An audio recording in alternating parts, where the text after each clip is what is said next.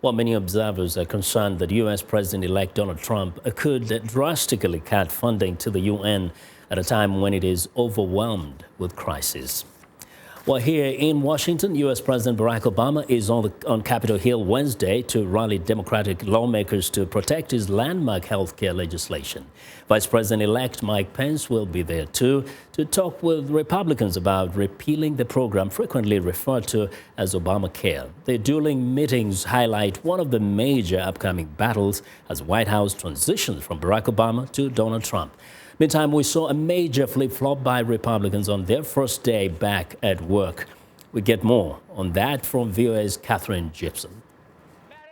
Controversy on the first day of Congress.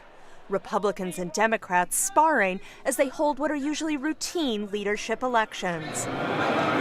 The flashpoint? Republicans proposing changes in House rules limiting an independent watchdog office's ability to investigate lawmakers' ethical breaches. The closed-door late-night vote sparked outrage among Senate Democrats. This has been an independent entity to sort of screen complaints to see which ones might have merit. Getting rid of that is a violation of the public trust. Well, obviously, it's helping increase the size of the swamp and giving the swamp even more power.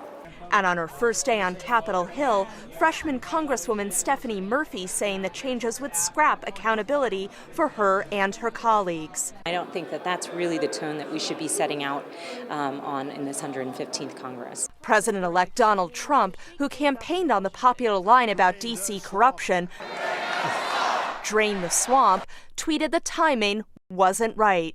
Just as the pomp and circumstance of swearing in leadership and new members got underway, Republicans backed down.